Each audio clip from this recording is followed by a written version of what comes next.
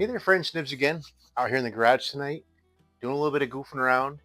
It is, well, it's actually not night yet. It's getting pretty close, being it's winter time. But we are out here in the garage today, almost dark. Uh, Wet, rainy, raw day outside. And what better day to stay inside and sharpen some knives, right? So I've been doing a few reviews on a couple of new knives. I'm actually going to use one of my older knives here to show you guys this, but I thought you guys might be interested in how I sharpen my knives to keep them ready for work. I do use these at my job all the time. I do service on RF equipment, and I have to put new connectors on the end of RF cable. I put new connectors on the end of Cat5 cable, and all of those require some precise cutting. And I like to use just a standard knife with that. And it's pretty hard on the edge, so it takes a while to get a keen edge put back on it. But I really love my Buck 110. This one's actually not terribly old. I've had this for probably close to 10 years now. I bought it brand new at Walmart, and but I like the even now, even though they've doubled in price since I bought this, um, they're still made the way they used to be made. I used to have a Buck 110 back in the 70s, and obviously I lost it or got stolen or I don't remember what. But um, anyway, I've tried dozens, and I have dozens of different ways to sharpen things here in the garage. Um, but I usually keep these in my toolbox, in my tool bag, in my truck, my work truck. And I had one similar to this for years with the blue and the red. These are made by a company called DMT. There's a few other companies that make them. The old one I had was a DMT as well, but they fold up like a kind of like a butterfly knife, and that protects it makes them nice and small, but gives you a nice handle to hold on to while you're sharpening. But for years, all I had was this one, and I thought I was getting a great edge, and I really was. It was pretty sharp. This one has two separate grits on it. The blue side here is what they're calling coarse, which so on their advertisements they call it 45 microns. These are all diamond impregnated uh, sharpening stones, so it's 45 micron. They call it 325 mesh, but I believe that actually what they mean to say is grit, because if you look up a grit versus mesh versus a micron chart, 45 microns actually equals 325 grit. So um, they call it a mesh. The mesh numbers on all of the charts that I've been able to find are a much lower number. So I don't know why they're calling it mesh, but the other side, the red side, is what they call fine, which is a 25 micron diamond particle, and it equals 600 mesh or 600 grit. So it's like a 600 grit sandpaper. Usually, a 600 grit whetstone will get you a really fine, keen edge. So, like I said, I had one of these for a number of years, and somehow I ended up losing it. So, fairly recently, within the last year, I went on Amazon and started searching for a new one. I mean, mine had a different handle, very similar to the other one I'm going to show you. But this one's just got kind of a more ergonomic handle, I guess you'd say. But this one I found has really been kind of a game changer as far as me getting a really nice edge on my knives. So start out with this green side here. The green side is a 9 micron or 1200 grit, 1200 mesh, whatever you want to say. Very, very fine. Even just using that one gets you a um, really nice edge. But then you go to this, I guess it's a tan colored side, and that one is a 3 micron or 8000 mesh, 8000 grit. Um, I used to use, so I used to be really big into woodworking until I got a really bad allergy to sawdust, especially sawdust from hardwoods. The harder the wood, the worse my allergy was. So I really kind of have gotten away from that. I still do refinish stocks and stuff, but I have to wear a mask and everything. It's not much fun. So, um, but I used to sharpen my own tools. I had hand planes and hand chisels, and I would sharpen my hand planes and hand chisels on a piece of glass with wet dry sandpaper glued onto it, and I would go up to a 4,000 grit and then strop them on a leather strop. And I actually still have a couple of leather strops. This is one that I've used for many, many years. I actually got this little setup here where I can put this in my vise. It's right here, and then strap a blade. I still do it sometimes when I'm working out here in the garage and do it, but usually I just use this green and tan. I'll like start, if it's really bad, I'll start with the blue, then the red, then go to the green and then the tan, and the tan will give me a razor sharp edge. So I don't really find the need to go to the strop unless I'm out here and just got nothing else to do. So we're going to go ahead and sharpen this buck 110.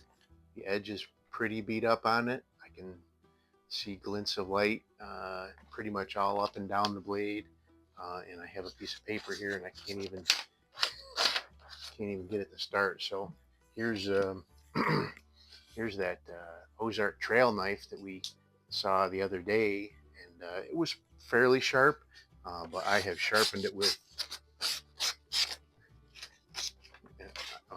caught in a bullet hole there. This is a piece of paper I shot with a pellet gun previously, but it's pretty sharp now. So I didn't spend a whole lot of time working on it. So I have my overhead camera going here, so I'm going to take you up there and we're just going to work right at the tabletop here, and I'll show you how I do my sharpening, and we'll finish it up. So ought to be fun, how to get a nice keen edge on this buck 110 in a pretty short amount of time. Usually it takes me a minute or two to do this work. So bring it up here now. Just make sure we're all in frame here. So this does have a pretty, I mean, it's not dull, but you probably won't be able to see it on the camera, but I can see a lot of damage kind of starting right there and coming all the way up to here. I do use this knife, like I said, every day on the job. So I'm going to start out with the blue, and I kind of get a feel for how the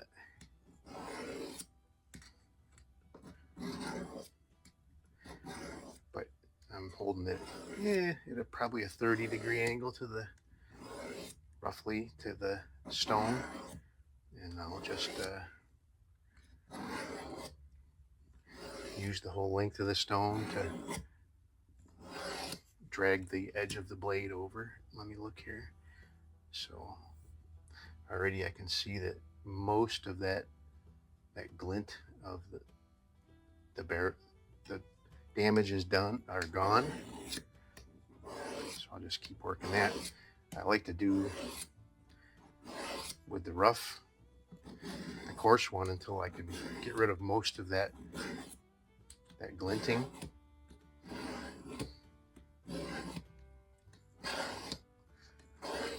Now I'm doing like multiple passes a lot of times on this coarse one, which I don't like to do too many passes on just one side, but when you're trying to work it back, it's not a bad idea to just do 2 or 3 strokes. Still got just a little bit right there. This is real good up here now, but I got a little bit right there I still got to get, but it's already really sharp, just with this course. So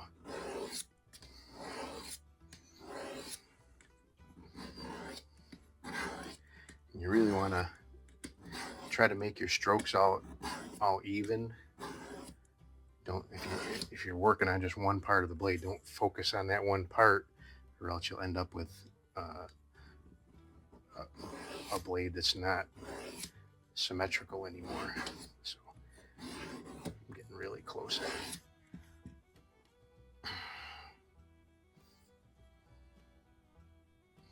just right where the tip of my thumbnail is. There's just the tiniest little bit. So it used to be starting way back here and going all the way up here. I could see shininess in the edge of the blade. But now I just do a couple more strokes on the course here. Once we get going on the other ones, it will go quick. That looks pretty good. Just ever so slightly. You see a little bit of glint right there still, but I think it's close enough now that when we get going here. So now I just flip over to the red, which is the fine, and you can definitely feel the difference already in what the work it's doing. But I don't spend a lot of time on this.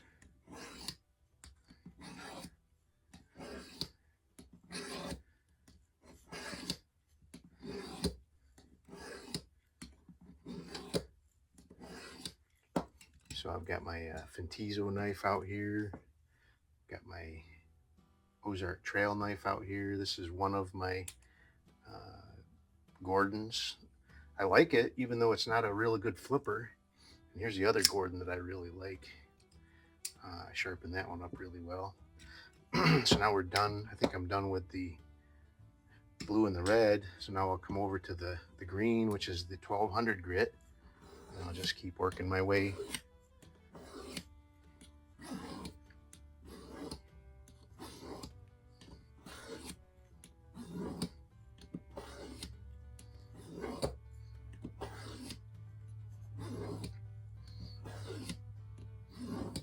And don't feel like you need to work as fast as I am. I'm just have gotten used to doing it. If it's more important to have your angle and your stroke really well, even if you go really slow with it. But if you get good, you'll be able to work it pretty fast like me. Let me just do a quick check with the piece of paper here. Already so good. But now we'll do a little bit extra on the 8000 grit.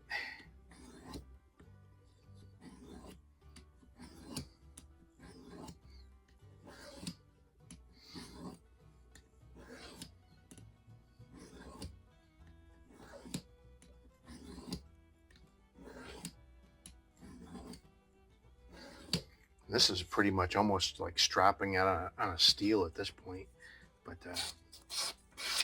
you can see it's just really sharp right now already.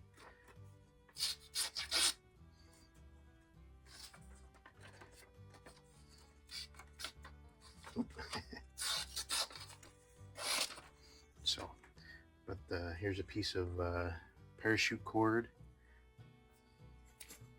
Absolutely no effort at all. Before I couldn't even cut into a piece of paper. So let me bring you back over here and we'll wrap this up.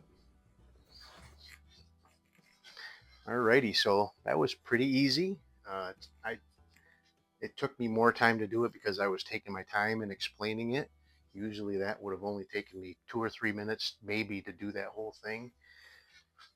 But we have a nice edge on this good old buck 110, nice and sharp. Let me see. Getting a couple hairs there. If you can shave hairs off your arm, that's a really good utility edge. I could strap it on the thing. I could go a little bit more on that 8000 grit, but the sharper you make it, the more brittle the edge will be. So I like to find a nice little happy medium there where it is sharp, will do the work that I needed to do, and then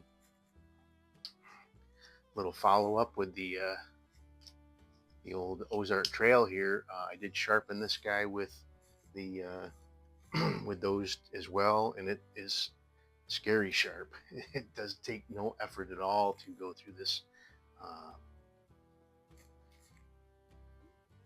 this parachute cord now. So, and I did spend a little bit of extra time on it on the 8,000 grit stone. But there you go. Really, really cool. Um, I have these, both of these linked in my Amazon storefront. You don't have to buy them from my storefront, but if you do, it'll help out the channel. I get a small percentage from it.